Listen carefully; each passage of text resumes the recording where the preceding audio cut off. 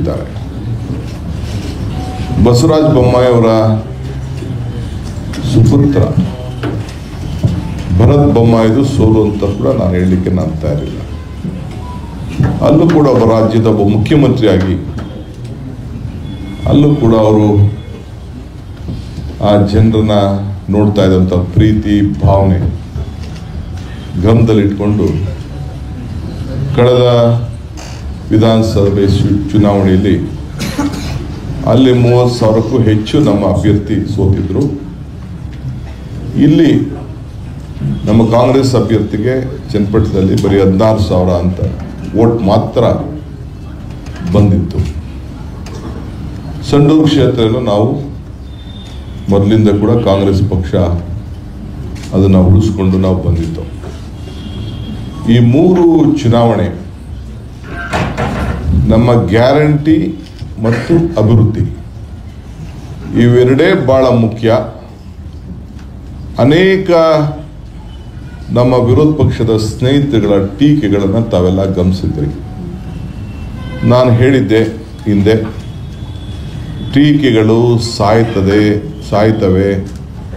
ಟೀಕೆಗಳು ಸಾಯ್ತವೆ, ಕೆಲಸಗಳು ಉಳಿತವೆ ಅನ್ನೋ ಮಾತನ್ನು ಹೇಳಿದ್ದೆ. ಅದು ಇಲ್ಲಿ ಇವತ್ತು ಸಾಬೀತಾಗಿದೆ. ವಿರೋಧ ಪಾರ್ಟಿಯವ್ರಿಗೆ ಒಂದು ಸಂದೇಶ ಕೊಟ್ಟಿದ್ದಾರೆ, ನೀವು ಟೀಕೆ ಮಾಡಿ ಅಪಪ್ರಚಾರ ಮಾಡೋದನ್ನ ಬಿಡಿ, ಜನರು ಭಾವನೆ ಮೇಲೆ ರಾಜಕಾರಣ ಮಾಡಲಿಕ್ಕೆ ಆಗುವುದಿಲ್ಲ, ಬದುಕಿನ ಮೇಲೆ ರಾಜಕಾರಣ ಮಾಡಬೇಕು, ಅದಕ್ಕೆ ಹೆಚ್ಚಿಗೆ ಒತ್ತು ಕೊಡಿ ಅನ್ನೋದನ್ನು ಈ ರಾಜ್ಯದ ಮತದಾರರು ಸಂದೇಶವನ್ನು ಕೊಟ್ಟಿದ್ದಾರೆ. ಇವತ್ತು 5 ಗ್ಯಾರಂಟಿಗಳು ಭಾಳ ದೊಡ್ಡ ವ್ಯಾಖ್ಯಾನಗಳೆಲ್ಲ ಅದರ ಮೇಲೆ ನಡೀತಾ ಇತ್ತು. ಸರಿಯಾದ ರೀತಿಯಲ್ಲಿ ನಾವು ಕಾರ್ಯರೂಪಕ್ಕೆ ತರಲಿಲ್ಲ ಅಂತ ಹೇಳ್ತಾ ಇದ್ರು. ಅಭಿವೃದ್ಧಿಗೆ ಹಣ ಇಲ್ಲ ಅಂತ ಹೇಳ್ತಾ ಇದ್ರು.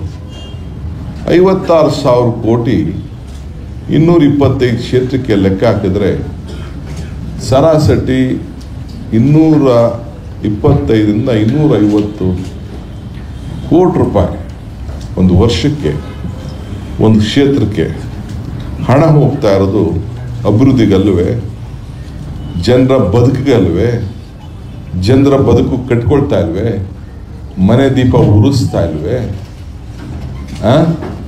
ಆ ಪ್ರಯಾಣ ತನ್ನ ಕುಟುಂಬದೆಲ್ಲ ತಾಯಂದಿರೆಲ್ಲ ಉಚಿತವಾಗಿ ಪ್ರವಾಸ ಮಾಡ್ತಾ ಇಲ್ವೇ, 10 kg ಅಕ್ಕಿ ಹಣದಿಂದ ಊಟ ಮಾಡ್ತಾ ಇಲ್ವೇ, ಗೃಹಲಕ್ಷ್ಮಿ ಮನೆಯಲ್ಲಿ ತಾಂಡವ ಆಡ್ತಾ ಇಲ್ವೇ, ಇವೆಲ್ಲ ಬದುಕಿನಲ್ವೇ? ಏನಾರು ಲಂಚ ಕಮಿಷನ್ನು ಯಾವ್ದಾದ್ರು ಒಂದು ಸಾಬೀತು ಮಾಡಲಿಕ್ಕೆ ವಿರೋಧ ಪಾರ್ಟಿಯವರಿಗೆ ಏನಾದ್ರು ಆಗಿದೆಯಾ? ಇವೆಲ್ಲ ಕೂಡ ಜನರ ಅರ್ಥಿ. ರಾಜ್ಯದ ಚುನಾವಣೆಗೆ ಮುಂದಕ್ಕೆ ನಾನು ಯಾವಾಗಲೂ ಹೇಳ್ತಾ ಇದ್ದೆ, 2028ರ ಚುನಾವಣೆಗೆ ಮುನ್ನುಡಿ ಬರಿತಾ ಇದ್ದೇವೆ, ನಾವೇ ಮತ್ತೆ ಅಧಿಕಾರಕ್ಕೆ ಬರ್ತೇವೆ ಅನ್ನೋ ಏನು ಮಾತು ಹೇಳ್ತಾ ಇದೆ, ಅದು ಇವತ್ತು ಜನ ಅದಕ್ಕೆ ಮುನ್ನುಡಿಯನ್ನು ಬರೆದಿದ್ದಾರೆ. ಆದ್ದರಿಂದ ನಾನು ಈ ಸಂದರ್ಭದಲ್ಲಿ ನನ್ನ ಸ್ನೇಹಿತರು, ವಿರೋಧ ಪಾರ್ಟಿ ಸ್ನೇಹಿತರಿಗೆ ಈ ಸುಳ್ಳು ಆರೋಪ ಮಾಡೋದು, ಮುಖ್ಯಮಂತ್ರಿಗಳ ಮೇಲೆ ಆರೋಪ ಮಾಡೋದು, ಮಂತ್ರಿಗಳ ಆರೋಪ ಮಾಡೋದು, ಏನಾದ್ರು ಸತ್ಯಾಂಶ ಇದ್ದರೆ ಏನು ಬೇಕಾದ್ರೂ ರಾಜಕಾರಣದಲ್ಲಿ ವಿರೋಧ ಪಾರ್ಟಿಯವರು ಟೀಕೆ ಮಾಡಬೇಕು, ಸರ್ಕಾರವನ್ನು ಉತ್ತಮವಾದ ರೀತಿಯಲ್ಲಿ ಕೆಲಸ ಮಾಡಲಿಕ್ಕೆ ಹೇಳಬೇಕು, ಇವೆಲ್ಲ ಮಾಡಿ. ಇಲ್ಲದ ಬರೀ ಸುಳ್ಳೇ ಮನೆ ದೇವರು ಅಂತ ಹೇಳಿ ಬರೀ ಸುಳ್ಳನ್ನೇ ಹೇಳಿ ಜನರಿಗೆ ಅದೇನಾದ್ರು ನೀವು ತಲೆಗಾಗ್ತೀನಿ ಅಂತ ಹೋದರೆ, ಮತದಾರ ಭಾಳ ಪ್ರಜ್ಞಾವಂತಿದ್ದಾನೆ, ವಿದ್ಯಾವಂತಿದ್ದಾನೆ. ಇದನ್ನು ತಾವು ಗಮನದಲ್ಲಿ ಇರಿಸಬೇಕು. ಈಗ ನೋಡಿ, ನಾನು ಈ ಚನ್ನಪಟ್ಟಣದ್ದು ಬೇಡ ಈಗ ಮಾತಾಡೋದು. ಬೊಮ್ಮಾಯಿಯವರ ಕ್ಷೇತ್ರ ಎಷ್ಟು ಅಂತರ, 30,000 ಡಿಫ್ರೆನ್ಸ್ ಇದ್ದಿದ್ದು ಈಗ ಮತ್ತೆ ಇವತ್ತೇನು ಸುಮಾರು 10,000 ಚಿಲ್ಲರೆ ಆಗಿದೆಯಲ್ಲ, 14,000 ಚಿಲ್ಲರೆ ಆಗಿದೆ ಅಂತಂದರೆ ಅದು ಕಿತ್ತೂರು ಕರ್ನಾಟಕ ಒಂದು ಕ್ಷೇತ್ರ, ಇನ್ನೊಂದು ಕ್ಷೇತ್ರ ಕಲ್ಯಾಣ ಕರ್ನಾಟಕ, ಚನ್ನಪಟ್ಟಣ ನಮ್ಮ ಹಳೆ ಮೈಸೂರು. 3 ಭಾಗದಲ್ಲೂ ಉಪಚುನಾವಣೆ ಪಾರ್ಲಿಮೆಂಟ್ ಸದಸ್ಯರಾಗಿ ಹೋದಂಥ ಅಗ್ರಗಣ್ಯ ನಾಯಕರುಗಳು ಇವತ್ತು ಅವರ ಮಾತು NDA ಸರ್ಕಾರ ಇವೆಲ್ಲ ಕೂಡ ಇದು NDA ಮೈತ್ರಿಕೂಟ, ನಾವಿಬ್ಬರು ಭಾಳ ಒಗ್ಗಟ್ಟಿನಿಂದ ಚುನಾವಣೆ ಮಾಡ್ತಾ ಇದ್ದೀವಿ, ನಾವು NDA ಒಮ್ಮತವಾಗಿದ್ದೀವಿ, JDS ಮತ್ತು BJP ಹೊಂದಾಣಿಕೆಯಾಗಿದೆ ಅನ್ನೋದು ಕೂಡ ಭಾಳ ಚೆನ್ನಾಗಿ ತಮ್ಮ ರಾಜಕಾರಣದಲ್ಲಿ ಅವರು NDA ಅವರು ಅಂತ ಹೇಳಿಕೊಂಡು ಇವತ್ತು ಜನರ ಮುಂದೆ ಹೊರಟರು. ನಾನೊಂದು ಮಾತು ಹೇಳಿದ್ದೆ ಹಿಂದೆ, ಕಮಲ ಕೆರೆಯಲ್ಲಿದ್ದರೆ ಚೆಂದ, ತೆನೆ ಹೊಲದಲ್ಲಿದ್ದರೆ ಚೆಂದ, ಈ ದಾನ ಧರ್ಮ ಮಾಡುವ ಕೈ ಅಧಿಕಾರದಲ್ಲಿದ್ದರೆ ಮಾತ್ರ ಚೆಂದ ಅಂತ. ಹಂಗೆ ಈ ದಾನ ಧರ್ಮ ಮಾಡುವ ಕೈ ಅಧಿಕಾರದಲ್ಲಿದ್ದದಕ್ಕೆ ಜನರಿಗೆ ಅವರ ಬದುಕನ್ನು ಕಟ್ಕೊಳ್ಳಿಕ್ಕೆ ನಾವು ಒಂದು ಕಾರ್ಯಕ್ರಮಗಳನ್ನು ರೂಪಿಸಿ ಇವತ್ತು ಒಂದು ಶುದ್ಧವಾದಂಥ ಸರ್ಕಾರವನ್ನು ಕೊಡ್ತಾ ಇರೋದ್ರಿಂದ ಮಾನ್ಯ ಶ್ರೀ ಸಿದ್ದರಾಮಯ್ಯನವರ ನೇತೃತ್ವದ ಒಂದು ಆಡಳಿತ ಏನಿದೆ ಆ ಆಡಳಿತಕ್ಕೆ ಇವತ್ತು ಜನ ಜಯವನ್ನು ಕೊಟ್ಟಿದ್ದಾರೆ. ಸಿದ್ದರಾಮಯ್ಯನವ್ರನ್ನ ಯಾವ ರೀತಿ ಲೇವಡಿ ಮಾಡಿದ್ರಿ, ಇದನ್ನು ನಿಮ್ಮ ಬೆನ್ನು ನೀವು ನೋಡ್ಕೋಬೇಡಿ, ನಿಮ್ಮ ಮುಖದಲ್ಲಿ ನಿಮ್ಮ ಕನ್ನಡಿ ನಿಮ್ಮ ಮುಖ ನೋಡ್ಕೊಳ್ಳಿ ಸಾಕು. ಮತದಾರ ಏನು ಕೊಟ್ಟಿದ್ದಾನೆ ತೀರ್ಪು, ಯಾವ ಅಂತರ ಕೊಟ್ಟಿದ್ದಾನೆ ಅನ್ನೋದನ್ನು ಕೂಡ ತಾವು ನೋಡ್ಕೊಳ್ಬೇಕು ಅಂತ ಹೇಳಿ ನಾನು ಮನವಿಯನ್ನು ಮಾಡ್ತೇನೆ. ಏನು ಇಲ್ಲದ ಆರೋಪಗಳನ್ನು ಏನು ಬೆಟ್ಟವಾಗಿ ಮಾಡಿಕೊಂಡು ಅದನ್ನೇ ಒಂದು ದೊಡ್ಡ ಮಾಡಿಕೊಂಡು ಇವತ್ತು ಏನು ಹೊರಟಿದ್ರಲ್ಲ, ಇದು ರಾಜ್ಯದ ಜನತೆ ಸಹಿಸುವುದಿಲ್ಲ ಅನ್ನೋದನ್ನು ಹೇಳಲಿಕ್ಕೆ ನಾನು ಬಯಸ್ತೇನೆ. ಚನ್ನಪಟ್ಟಣದಲ್ಲಿ ಇದು ಅಪೂರ್ವ ಸಹೋದರರ ಚುನಾವಣೆ ಅಲ್ಲ, ಇದು ಅಪೂರ್ವ ಸಹೋದರರ ಚುನಾವಣೆ ಅಲ್ಲ. ಇದು ಚನ್ನಪಟ್ಟಣದಲ್ಲಿ ಜನ ಪ್ರಾರಂಭದಿಂದ ನಾವು ಒಂದು ಆಳ್ತ ಪಕ್ಷದಲ್ಲಿ ಜನರ ಬದುಕನ್ನು ಕಟ್ಕೊಳ್ಬೇಕು, ಜನತಾದಳ ಅವಕಾಶ ಇನ್ನು ಮುಂದಕ್ಕೆ ಅವಕಾಶ ಈ ಜಿಲ್ಲೆಯಲ್ಲಿ ಕೊಡಬಾರ್ದು, ಅಭಿವೃದ್ಧಿ ನೋಡಬೇಕು, ಬದುಕನ್ನು ಕಟ್ಕೊಳ್ಬೇಕು, ಸಿದ್ದರಾಮಯ್ಯನ ನಾಯಕತ್ವದ ಸರ್ಕಾರಕ್ಕೆ ಬೆಂಬಲ ಕೊಡಬೇಕು ಅನ್ನೋದನ್ನು ಒಂದು ಸಂದೇಶವನ್ನು ಕೂಡ ಹಳೆ ಮೈಸೂರಿನಲ್ಲೂ ಕೂಡ ಇವತ್ತು ಕೊಟ್ಟಿದ್ದಾರೆ. ಸಂಡೂರಿನಲ್ಲೂ ಕೂಡ ಅಲ್ಲಿ ಏನು ಸ್ಪೆಷಲ್ಲಾಗಿ ನಾಯಕತ್ವ, ಪಾಪ ಅಲ್ಲಿ ನಾನು ಅದಕ್ಕೆ ಉತ್ತರ ಕೊಡೋಕೆ ಹೋಗೋದಿಲ್ಲ, ನನ್ನ ಬಾಯದೆಲ್ಲ ಹೊಲಸಾಗ್ತದೆ. ಅಲ್ಲಿ ಸ್ಪೆಷಲ್ ಲೀಡರ್ಶಿಪ್ಪು ಹೊಸದಾಗಿ ಬಳ್ಳಾರಿಯಿಂದ ಕೆಲವರು ಹೋಗಿದ್ರು, ಅಲ್ಲೆಲ್ಲ ಕೊಟ್ಟಿದ್ದಾರೆ ಜನ. ಅದಕ್ಕೇನು ಉತ್ತರ ಕೊಡಬೇಕು ಅಲ್ಲೂ ಕೂಡ ಸರಿಯಾದ ಒಂದು ಹಂತರದಲ್ಲಿ ಅಲ್ಲೂ ಕೂಡ ಕೊಟ್ಟಿದ್ದಾರೆ.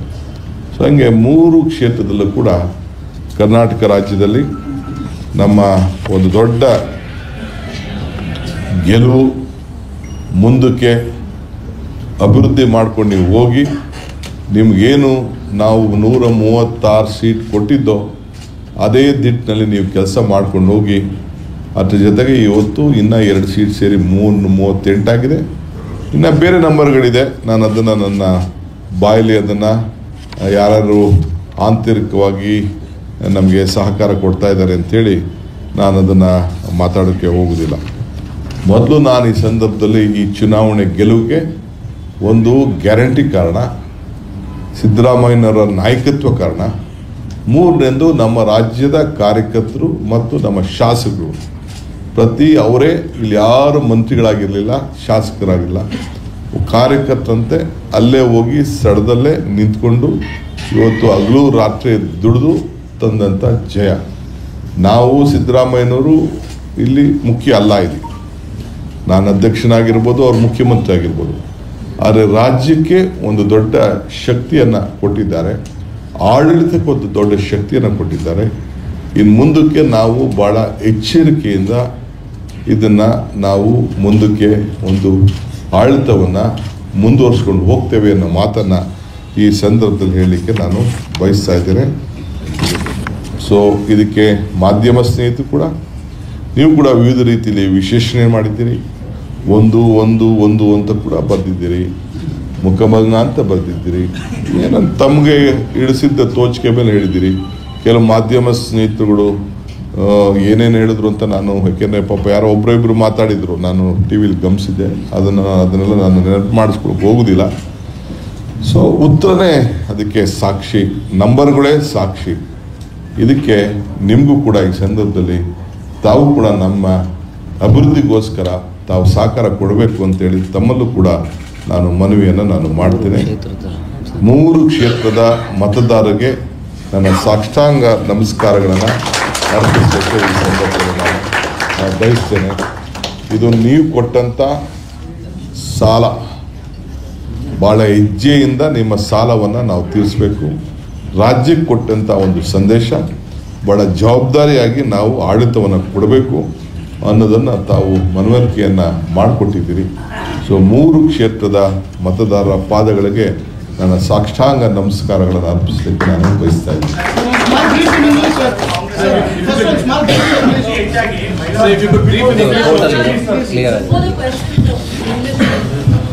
See, today I am very happy to come before you. 3 assembly results of by-election has come. 2 former Chief Minister constituency. One is Mr. Kumaraswamy being a central minister. He was Chief Minister in this constituency. One is Mr. Basuraj Bommai, and other is Sandur. Earlier it was also a Congress seat. 3 seats have been come. I don't tell that this seat belongs to, this is the defeat of Mr. Nikhil Kumaraswamy or Bharat Bommai. It is a ರಾಜಕಾರಣಿಗಳಾಗಿ ನೀವು ಮಾಡದೇ ಬೇರೆ ಅನ್ನೋದನ್ನು ನಾನು ಹೇಳಿದೆ. ಕೆಲವು ಕ್ಷೇತ್ರದ ಸೋಲು ಗೆಲುವು ನಂದೇ ಅಂತ ಕೂಡ ನಾನು ಹೇಳಿದ್ದೆ. ಇವತ್ತು 3 ಕ್ಷೇತ್ರಗಳ ಚುನಾವಣಾ ಫಲಿತಾಂಶ ಬಂದಿದೆ. ಮೊದಲಿಗೆ ಚನ್ನಪಟ್ಟಣ ವಿಧಾನಸಭಾ ಕ್ಷೇತ್ರ, ನಾನು ನಿಖಿಲ್ ಕುಮಾರಸ್ವಾಮಿ ಅವ್ರದ್ದು ಸೋಲು ಅಂತ ನಾನು ಹೇಳಲಿಕ್ಕೆ ನಾನು ತಯಾರಿಲ್ಲ. ಅವರ ತಂದೆ ಕುಮಾರಸ್ವಾಮಿ ಅವರು ಅಲ್ಲಿಂದ MP ಆಗಿ ಗೆದ್ದೋದ್ರು, ಮುಖ್ಯಮಂತ್ರಿ ಆಗಿದ್ದರು. 2 ಬಾರಿ ಅವ್ರನ್ನ ವಿಧಾನಸಭೆಗೆ ಕಳಿಸ್ಕೊಟ್ಟಿದ್ರು. ಅವರು ಆ ಕ್ಷೇತ್ರದಲ್ಲಿ ಬಿಟ್ಟೋದಂಥ ಗುರುತುಗಳಿಗೆ ಜನ ಅವರಿಗೆ ಒಂದು ತೀರ್ಪನ್ನು ಕೊಟ್ಟಿದ್ದಾರೆ. ಬಸವರಾಜ ಬೊಮ್ಮಾಯಿ ಅವರ ಸುಪುತ್ರ ಭರತ್ ಬೊಮ್ಮಾಯಿದು ಸೋಲು ಅಂತ ಕೂಡ ನಾನು ಹೇಳಲಿಕ್ಕೆ ನಾನು ತಯಾರಿಲ್ಲ. ಅಲ್ಲೂ ಕೂಡ ಒಬ್ಬ ರಾಜ್ಯದ ಒಬ್ಬ ಮುಖ್ಯಮಂತ್ರಿಯಾಗಿ ಅಲ್ಲೂ ಕೂಡ ಅವರು ಆ ಜನರನ್ನ ನೋಡ್ತಾ ಇದ್ದಂಥ ಪ್ರೀತಿ ಭಾವನೆ ಗಮನದಲ್ಲಿಟ್ಕೊಂಡು ಕಳೆದ ವಿಧಾನಸಭೆ ಚುನಾವಣೆಯಲ್ಲಿ ಅಲ್ಲಿ 30,000ಕ್ಕೂ ಹೆಚ್ಚು ನಮ್ಮ ಅಭ್ಯರ್ಥಿ ಸೋತಿದ್ರು. ಇಲ್ಲಿ ನಮ್ಮ ಕಾಂಗ್ರೆಸ್ ಅಭ್ಯರ್ಥಿಗೆ ಚನ್ನಪಟ್ಟಣದಲ್ಲಿ ಬರೀ 16,000 ಅಂತ ವೋಟ್ ಮಾತ್ರ ಬಂದಿತ್ತು. ಸಂಡೂರು ಕ್ಷೇತ್ರವನ್ನು ನಾವು ಮೊದಲಿಂದ ಕೂಡ ಕಾಂಗ್ರೆಸ್ ಪಕ್ಷ ಅದನ್ನು ಉಳಿಸ್ಕೊಂಡು ನಾವು ಬಂದಿತ್ತು. ಈ 3 ಚುನಾವಣೆ ನಮ್ಮ ಗ್ಯಾರಂಟಿ ಮತ್ತು ಅಭಿವೃದ್ಧಿ ಇವೆರಡೇ ಬಹಳ ಮುಖ್ಯ. ಅನೇಕ ನಮ್ಮ ವಿರೋಧ ಪಕ್ಷದ ಸ್ನೇಹಿತರುಗಳ ಟೀಕೆಗಳನ್ನು ತಾವೆಲ್ಲ ಗಮನಿಸಿದ್ರಿ. ನಾನು ಹೇಳಿದ್ದೆ ಹಿಂದೆ, ಟೀಕೆಗಳು ಸಾಯ್ತವೆ, ಟೀಕೆಗಳು ಸಾಯ್ತವೆ, ಕೆಲಸಗಳು ಉಳಿತವೆ ಅನ್ನೋ ಮಾತನ್ನು ಹೇಳಿದ್ದೆ. ಅದು ಇಲ್ಲಿ ಇವತ್ತು ಸಾಬೀತಾಗಿದೆ. ವಿರೋಧ ಪಾರ್ಟಿಯವ್ರಿಗೆ ಒಂದು ಸಂದೇಶ ಕೊಟ್ಟಿದ್ದಾರೆ, ನೀವು ಟೀಕೆ ಮಾಡಿ ಅಪಪ್ರಚಾರ ಮಾಡೋದನ್ನ ಬಿಡಿ, ಜನರು ಭಾವನೆ ಮೇಲೆ ರಾಜಕಾರಣ ಮಾಡಲಿಕ್ಕೆ ಆಗುವುದಿಲ್ಲ, ಬದುಕಿನ ಮೇಲೆ ರಾಜಕಾರಣ ಮಾಡಬೇಕು, ಅದಕ್ಕೆ ಹೆಚ್ಚಿಗೆ ಒತ್ತು ಕೊಡಿ ಅನ್ನೋದನ್ನು ಈ ರಾಜ್ಯದ ಮತದಾರರು ಸಂದೇಶವನ್ನು ಕೊಟ್ಟಿದ್ದಾರೆ. ಇವತ್ತು 5 ಗ್ಯಾರಂಟಿಗಳು ಭಾಳ ದೊಡ್ಡ ವ್ಯಾಖ್ಯಾನಗಳೆಲ್ಲ ಅದ್ರ ಮೇಲೆ ನಡೀತಾ ಇತ್ತು. ಸರಿಯಾದ ರೀತಿಯಲ್ಲಿ ನಾವು ಕಾರ್ಯರೂಪಕ್ಕೆ ತರಲಿಲ್ಲ ಅಂತ ಹೇಳ್ತಾ ಇದ್ರು. ಅಭಿವೃದ್ಧಿಗೆ ಹಣ ಇಲ್ಲ ಅಂತ ಹೇಳ್ತಾ ಇದ್ರು. 56,000 ಕೋಟಿ 225 ಕ್ಷೇತ್ರಕ್ಕೆ ಲೆಕ್ಕ ಹಾಕಿದ್ರೆ ಸರಾಸರಿ 225ರಿಂದ 250 ಕೋಟಿ ರೂಪಾಯಿ ಒಂದು ವರ್ಷಕ್ಕೆ ಒಂದು ಕ್ಷೇತ್ರಕ್ಕೆ ಹಣ ಹೋಗ್ತಾ ಇರೋದು ಅಭಿವೃದ್ಧಿಗಲ್ವೇ, ಜನರ ಬದುಕಿಗಲ್ವೇ, ಜನರ ಬದುಕು ಕಟ್ಕೊಳ್ತಾ ಇಲ್ವೇ, ಮನೆ ದೀಪ ಉರಿಸ್ತಾ ಇಲ್ವೇ? ಆ ಪ್ರಯಾಣ ತನ್ನ ಕುಟುಂಬಸ್ಥರೆಲ್ಲ ತಾಯಂದಿರೆಲ್ಲ ಉಚಿತವಾಗಿ ಪ್ರವಾಸ ಮಾಡ್ತಾ ಇಲ್ವೇ? 10 kg ಅಕ್ಕಿ ಹಣದಿಂದ ಊಟ ಮಾಡ್ತಾ ಇಲ್ವೇ? ಗೃಹಲಕ್ಷ್ಮಿ ಮನೆಯಲ್ಲಿ ತಾಂಡವ ಆಡ್ತಾ ಇಲ್ವೇ? ಇವೆಲ್ಲ ಬದುಕಿನಲ್ವೇ? ಏನಾದ್ರು ಲಂಚ ಕಮಿಷನ್ನು ಯಾವ್ದಾದ್ರು ಒಂದು ಸಾಬೀತು ಮಾಡಲಿಕ್ಕೆ ವಿರೋಧ ಪಾರ್ಟಿಯವರಿಗೆ ಏನಾದ್ರು ಆಗಿದೆಯಾ? ಇವೆಲ್ಲ ಕೂಡ ಜನರ ಅರ್ಥಿ.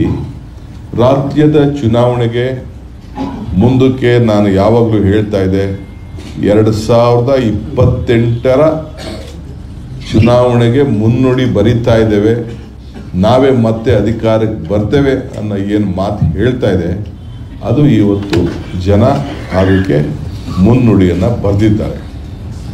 ಆದ್ದರಿಂದ ನಾನು ಈ ಸಂದರ್ಭದಲ್ಲಿ ನನ್ನ ಸ್ನೇಹಿತರು, ವಿರೋಧ ಪಾರ್ಟಿ ಸ್ನೇಹಿತರಿಗೆ ಈ ಸುಳ್ಳು ಆರೋಪ ಮಾಡೋದು, ಮುಖ್ಯಮಂತ್ರಿಗಳ ಮೇಲೆ ಆರೋಪ ಮಾಡೋದು, ಮಂತ್ರಿಗಳ ಆರೋಪ ಮಾಡೋದು, ಏನಾದ್ರು ಸತ್ಯಾಂಶ ಇದ್ದರೆ ಏನು ಬೇಕಾದ್ರೂ ರಾಜಕಾರಣದಲ್ಲಿ ವಿರೋಧ ಪಾರ್ಟಿಯವರು ಟೀಕೆ ಮಾಡಬೇಕು, ಸರ್ಕಾರವನ್ನು ಉತ್ತಮವಾದ ರೀತಿಯಲ್ಲಿ ಕೆಲಸ ಮಾಡಲಿಕ್ಕೆ ಹೇಳಬೇಕು, ಇವೆಲ್ಲ ಮಾಡಿ. ಇಲ್ಲದ ಬರೀ ಸುಳ್ಳೇ ಮನೆ ದೇವರು ಅಂತ ಹೇಳಿ ಬರೀ ಸುಳ್ಳನ್ನೇ ಹೇಳಿ ಜನರಿಗೆ ಅದೇನಾದ್ರು ನೀವು ತಲೆಗಾಗ್ತೀನಿ ಅಂತ ಹೋದರೆ ಮತದಾರ ಭಾಳ ಪ್ರಜ್ಞಾವಂತಿದ್ದಾನೆ, ವಿದ್ಯಾವಂತಿದ್ದಾನೆ. ಇದನ್ನು ತಾವು ಗಮನದಲ್ಲಿ ಇರಿಸಬೇಕು. ಈಗ ನೋಡಿ, ನಾನು ಈ ಚನ್ನಪಟ್ಟಣದ್ದು ಬೇಡ ಈಗ ಮಾತಾಡೋದು. ಬೊಮ್ಮಾಯಿಯವರ ಕ್ಷೇತ್ರ ಎಷ್ಟು ಅಂತರ, 30,000 ಡಿಫ್ರೆನ್ಸ್ ಇದ್ದಿದ್ದು ಈಗ ಮತ್ತೆ ಇವತ್ತೇನು ಸುಮಾರು 10,000 ಚಿಲ್ಲರೆ ಆಗಿದೆಯಲ್ಲ, 14,000 ಚಿಲ್ಲರೆ ಆಗಿದೆ ಅಂತಂದರೆ ಅದು ಕಿತ್ತೂರು ಕರ್ನಾಟಕ ಒಂದು ಕ್ಷೇತ್ರ, ಇನ್ನೊಂದು ಕ್ಷೇತ್ರ ಕಲ್ಯಾಣ ಕರ್ನಾಟಕ, ಚನ್ನಪಟ್ಟಣ ನಮ್ಮ ಹಳೆ ಮೈಸೂರು. 3 ಭಾಗದಲ್ಲೂ ಉಪಚುನಾವಣೆ ಪಾರ್ಲಿಮೆಂಟ್ ಸದಸ್ಯರಾಗಿ ಹೋದಂಥ ಅಗ್ರಗಣ್ಯ ನಾಯಕರುಗಳು ಇವತ್ತು ಅವರ ಮಾತು NDA ಸರ್ಕಾರ, ಇವೆಲ್ಲ ಕೂಡ ಇದು NDA ಮೈತ್ರಿಕೂಟ, ನಾವಿಬ್ಬರು ಭಾಳ ಒಗ್ಗಟ್ಟಿನಿಂದ ಚುನಾವಣೆ ಮಾಡ್ತಾ ಇದ್ದೀವಿ, ನಾವು NDA ಒಮ್ಮತವಾಗಿದ್ದೀವಿ, JDS ಮತ್ತು BJP ಹೊಂದಾಣಿಕೆಯಾಗಿದೆ ಅನ್ನೋದು ಕೂಡ ಭಾಳ ಚೆನ್ನಾಗಿ ತಮ್ಮ ರಾಜಕಾರಣದಲ್ಲಿ ಅವರು NDA ಅವರು ಅಂತ ಹೇಳಿಕೊಂಡು ಇವತ್ತು ಜನರ ಮುಂದೆ ಹೊರಟರು. ನಾನೊಂದು ಮಾತು ಹೇಳಿದ್ದೆ ಹಿಂದೆ, ಕಮಲ ಕೆರೆಯಲ್ಲಿದ್ದರೆ ಚೆಂದ, ತೆನೆ ಹೊಲದಲ್ಲಿದ್ದರೆ ಚೆಂದ, ಈ ದಾನ ಧರ್ಮ ಮಾಡುವ ಕೈ ಅಧಿಕಾರದಲ್ಲಿದ್ದರೆ ಮಾತ್ರ ಚೆಂದ ಅಂತ. ಹಂಗೆ ಈ ದಾನ ಧರ್ಮ ಮಾಡುವ ಕೈ ಅಧಿಕಾರದಲ್ಲಿದ್ದದಕ್ಕೆ ಜನರಿಗೆ ಅವರ ಬದುಕನ್ನು ಕಟ್ಕೊಳ್ಳಿಕ್ಕೆ ನಾವು ಒಂದು ಕಾರ್ಯಕ್ರಮವನ್ನು ರೂಪಿಸಿ ಇವತ್ತು ಒಂದು ಶುದ್ಧವಾದಂಥ ಸರ್ಕಾರವನ್ನು ಕೊಡ್ತಾ ಇರೋದ್ರಿಂದ ಮಾನ್ಯ ಶ್ರೀ ಸಿದ್ದರಾಮಯ್ಯನವರ ನೇತೃತ್ವದ ಒಂದು ಆಡಳಿತ ಏನಿದೆ, ಆ ಆಡಳಿತಕ್ಕೆ ಇವತ್ತು ಜನ ಜಯವನ್ನು ಕೊಟ್ಟಿದ್ದಾರೆ. ಸಿದ್ದರಾಮಯ್ಯನವ್ರನ್ನ ಯಾವ ರೀತಿ ಲೇವಡಿ ಮಾಡಿದ್ರಿ, ಇದನ್ನು ನಿಮ್ಮ ಬೆನ್ನು ನೀವು ನೋಡ್ಕೋಬೇಡಿ, ನಿಮ್ಮ ಮುಖದಲ್ಲಿ ನಿಮ್ಮ ಕನ್ನಡಿಲಿ ಮುಖ ನೋಡ್ಕೊಳ್ಳಿ ಸಾಕು. ಮತದಾರ ಏನು ಕೊಟ್ಟಿದ್ದಾನೆ ತೀರ್ಪು, ಯಾವ ಅಂತರ ಕೊಟ್ಟಿದ್ದಾನೆ ಅನ್ನೋದನ್ನು ಕೂಡ ತಾವು ನೋಡ್ಕೊಳ್ಬೇಕು ಅಂತ ಹೇಳಿ ನಾನು ಮನವಿಯನ್ನು ಮಾಡ್ತೇನೆ. ಏನು ಇಲ್ಲದ ಆರೋಪಗಳನ್ನು ಏನು ಬೆಟ್ಟವಾಗಿ ಮಾಡಿಕೊಂಡು ಅದನ್ನೇ ಒಂದು ದೊಡ್ಡ ಮಾಡಿಕೊಂಡು ಇವತ್ತು ಏನು ಹೊರಟಿದ್ರಲ್ಲ, ಇದು ರಾಜ್ಯದ ಜನತೆ ಸಹಿಸುವುದಿಲ್ಲ ಅನ್ನೋದನ್ನು ಹೇಳಲಿಕ್ಕೆ ನಾನು ಬಯಸ್ತೇನೆ. ಚನ್ನಪಟ್ಟಣದಲ್ಲಿ ಇದು ಅಪೂರ್ವ ಸಹೋದರರ ಚುನಾವಣೆ ಅಲ್ಲ, ಇದು ಅಪೂರ್ವ ಸಹೋದರರ ಚುನಾವಣೆ ಅಲ್ಲ. ಇದು ಚನ್ನಪಟ್ಟಣದಲ್ಲಿ ಜನ ಪ್ರಾರಂಭದಿಂದ ನಾವು ಒಂದು ಆಳ್ತ ಪಕ್ಷದಲ್ಲಿ ಜನರ ಬದುಕನ್ನು ಕಟ್ಕೊಳ್ಬೇಕು, ಜನತಾದಳ ಅವಕಾಶ ಇನ್ನು ಮುಂದಕ್ಕೆ ಅವಕಾಶ ಈ ಜಿಲ್ಲೆಯಲ್ಲಿ ಕೊಡಬಾರ್ದು, ಅಭಿವೃದ್ಧಿ ನೋಡಬೇಕು, ಬದುಕನ್ನು ಕಟ್ಕೊಳ್ಬೇಕು, ಸಿದ್ದರಾಮಯ್ಯನ ನಾಯಕತ್ವದ ಸರ್ಕಾರಕ್ಕೆ ಬೆಂಬಲ ಕೊಡಬೇಕು ಅನ್ನೋದನ್ನು ಒಂದು ಸಂದೇಶವನ್ನು ಕೂಡ ಹಳೆ ಮೈಸೂರಿನಲ್ಲೂ ಕೂಡ ಇವತ್ತು ಕೊಟ್ಟಿದ್ದಾರೆ. ಸಂಡೂರಿನಲ್ಲೂ ಕೂಡ ಅಲ್ಲಿ ಏನು ಸ್ಪೆಷಲ್ಲಾಗಿ ನಾಯಕತ್ವ, ಪಾಪ ಅಲ್ಲಿ ನಾನು ಅದಕ್ಕೆ ಉತ್ತರ ಕೊಡೋಕೆ ಹೋಗೋದಿಲ್ಲ, ನನ್ನ ಬಾಯದೆಲ್ಲ ಹೊಲಸಾಗ್ತದೆ. ಅಲ್ಲಿ ಸ್ಪೆಷಲ್ ಲೀಡರ್ಶಿಪ್ಪು ಹೊಸದಾಗಿ ಬಳ್ಳಾರಿಯಿಂದ ಕೆಲವರು ಹೋಗಿದ್ರು, ಅಲ್ಲೆಲ್ಲ ಕೊಟ್ಟಿದ್ದಾರೆ ಜನ. ಅದಕ್ಕೇನು ಉತ್ತರ ಕೊಡಬೇಕು ಅಲ್ಲೂ ಕೂಡ ಸರಿಯಾದ ಒಂದು ಹಂತರದಲ್ಲಿ ಅಲ್ಲೂ ಕೂಡ ಕೊಟ್ಟಿದ್ದಾರೆ. ಸೊ ಹಂಗೆ 3 ಕ್ಷೇತ್ರದಲ್ಲೂ ಕೂಡ ಕರ್ನಾಟಕ ರಾಜ್ಯದಲ್ಲಿ ನಮ್ಮ ಒಂದು ದೊಡ್ಡ ಗೆಲುವು, ಮುಂದಕ್ಕೆ ಅಭಿವೃದ್ಧಿ ಮಾಡ್ಕೊಂಡು ನೀವು ಹೋಗಿ, ನಿಮಗೇನು ನಾವು 136 ಸೀಟ್ ಕೊಟ್ಟಿದ್ದೋ ಅದೇ ದಿಟ್ಟಿನಲ್ಲಿ ನೀವು ಕೆಲಸ ಮಾಡ್ಕೊಂಡು ಹೋಗಿ. ಅದ್ರ ಜೊತೆಗೆ ಇವತ್ತು ಇನ್ನೂ 2 ಸೀಟ್ ಸೇರಿ 38 ಆಗಿದೆ. ಇನ್ನು ಬೇರೆ ನಂಬರ್ಗಳಿದೆ, ನಾನು ಅದನ್ನು ನನ್ನ ಬಾಯಲ್ಲಿ ಅದನ್ನು ಯಾರು ಆಂತರಿಕವಾಗಿ ನಮಗೆ ಸಹಕಾರ ಕೊಡ್ತಾ ಇದ್ದಾರೆ ಅಂಥೇಳಿ ನಾನು ಅದನ್ನು ಮಾತಾಡೋಕ್ಕೆ ಹೋಗೋದಿಲ್ಲ. ಮೊದಲು ನಾನು ಈ ಸಂದರ್ಭದಲ್ಲಿ ಈ ಚುನಾವಣೆ ಗೆಲುವಿಗೆ ಒಂದು ಗ್ಯಾರಂಟಿ ಕಾರಣ, ಸಿದ್ದರಾಮಯ್ಯನವರ ನಾಯಕತ್ವ ಕಾರಣ. 3ನೇದು ನಮ್ಮ ರಾಜ್ಯದ ಕಾರ್ಯಕರ್ತರು ಮತ್ತು ನಮ್ಮ ಶಾಸಕರು ಪ್ರತಿ